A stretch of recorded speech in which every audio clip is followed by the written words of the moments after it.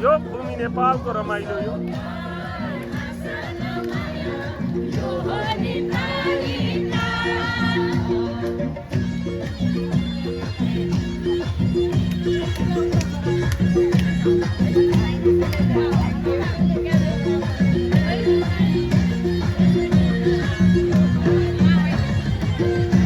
रमाइलो दृश्य यो। योगपछि हामी यो आनन्दमय खुसी ठाउँ जिन्दगीलाई खुसी ठाउँलाई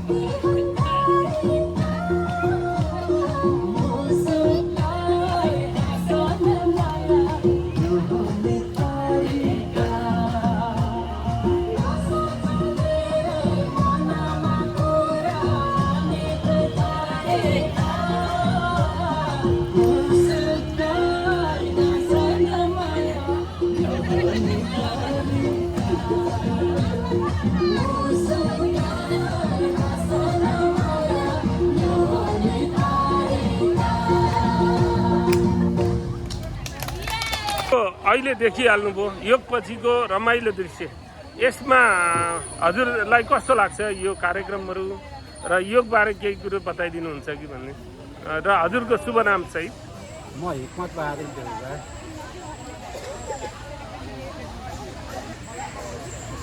यो योगपछिको रमाइलो, पहिलो कुरा त अब योगले हाम्रो यो प्राणमय शरीरलाई एकदमै स्वस्थ राख्नलाई मद्दत गर्दछ, सन्तुलित राख्नलाई मद्दत गर्दछ।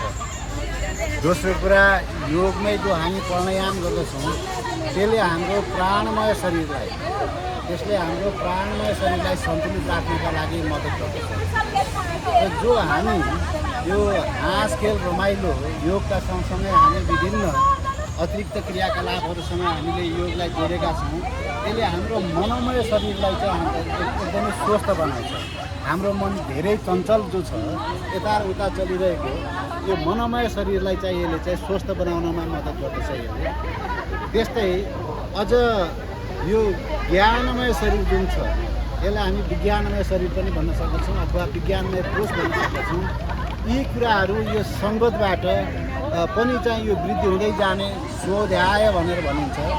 अध्ययन गर्ने, शास्त्रहरूको अध्ययन गर्ने, योग शिक्षाको अध्ययन गर्ने र सङ्गतबाट पनि यसलाई चाहिँ हामीले विज्ञानमय कोषलाई हामीले एक्टिभ बनाउन सक्दछौँ।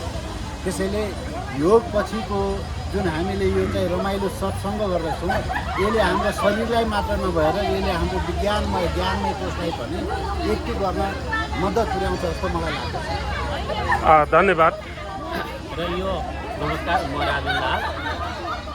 यो एउटा बिना पैसाको उपचार र बिना पैसाको मित्रता र एउटा परिवारलाई चाहिँ एक ठाउँमा विभिन्न चाहिँ जात जाति धर्मलाई एकै ठाउँमा जाने समेटेर एउटा परिवारको रूपमा चाहिँ विकास भएको छ र यो नितान्तै आवश्यक थियो र भइराखेको निरन्तर भइराखोस् र हुनेछ भन्ने चाहिँ मैले आशाका साथ विश्वासका साथ चाहिँ शुभकामना व्यक्त गरेको यो नेपालको जय होस्।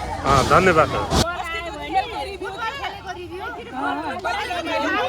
एउटा बल आयो, सबजना त्यही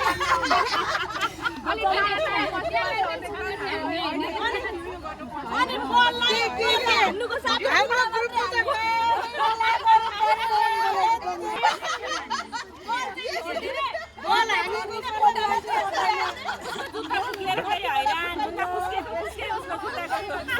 हिजो फुटसल भएछ। कोपिला म्याम, कस्तो भयो, रमाइलो भयो हजुरहरूको?